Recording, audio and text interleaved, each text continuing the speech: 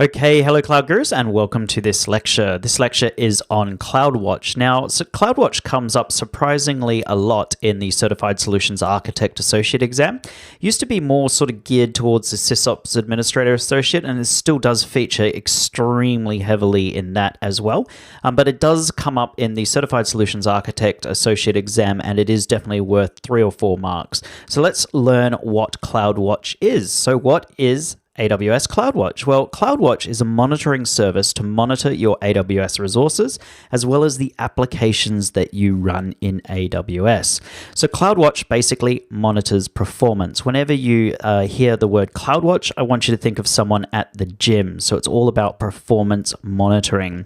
And CloudWatch can monitor things like compute. So inside compute, it can monitor things like our EC2 instances. It can monitor auto-scaling groups, elastic load balancers, Route 53 health checks. Now, I know we haven't covered these off yet. Don't worry, we are going to cover them off in the next sections of the course. But CloudWatch can basically go through and not just monitor the EC2 instances, it can monitor a whole bunch of other things as well. It can monitor storage and content delivery, and you know all these services. So it can monitor our EBS volumes. We can monitor, how busy the volumes are. We can monitor storage gateways, and we can monitor CloudFront using CloudWatch as well. So that's all CloudWatch is. It's a monitoring tool. And like I said, I want you to think of performance monitoring. Now, CloudWatch with EC2, this is always a popular exam topic, whether in the Solutions Architect Associate exam or whether in the SysOps Administrator Associate exam. But essentially, CloudWatch can monitor at a host level metrics such as CPU. It can monitor our network. It can monitor our disk. And it can do a status check, and it can monitor things like the underlying hypervisor, whether or not that is running, and then it can also monitor the underlying EC2 instance. And we'll have a look at that in the lab coming up in the next lecture. So what Amazon like to do is they like to try and confuse you, and they like to try and confuse you with CloudTrail. And they always have these questions where you'll be asked, given a particular scenario, and then you'll be asked whether you should be using CloudWatch or CloudTrail. And so CloudTrail basically is a CCTV for your AWS environment. It increases the visibility into your users and resource activity by recording AWS Management Console actions and API calls. So every time you go in and create a S3 bucket or an EC2 instance, you're basically making an API call to AWS.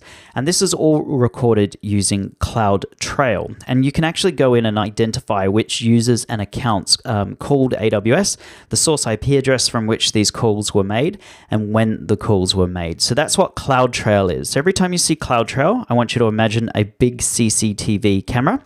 Whenever you see CloudWatch, I want you to imagine performance. So CloudWatch monitors performance, CloudTrail monitors API calls in the AWS platform. So just remember going into your exam that CloudWatch is used for monitoring performance.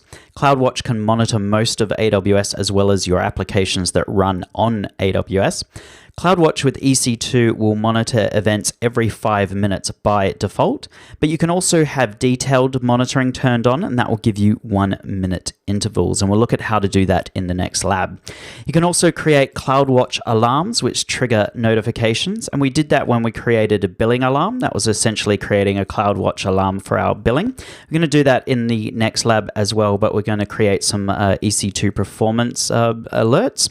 And then CloudWatch is all about performance, whereas CloudTrail is about auditing. And I cannot stress that enough. If you see a scenario-based question that's asking who's provisioning what resource in AWS, such as S3 or EC2, that's always going to be CloudTrail. If it's asking you what the network throughput is or the disk I/O on your EC2 instance, that's going to be CloudWatch. So just remember, CloudWatch is about performance. Just think of going to the gym, whereas CloudTrail is all about auditing. Think of some, big CCTV camera or someone with like a little sort of detective magnifying glass. So that is it for this lecture, guys. The best way to learn anything in AWS is to get our hands dirty with it. So in the next lecture, we're going to go ahead and go in and provision an EC2 instance with CloudWatch detailed monitoring turned on. And then we're going to go in and start stressing that EC2 instance and see what happens. So if you've got the time, please join me in the next lecture. Thank you.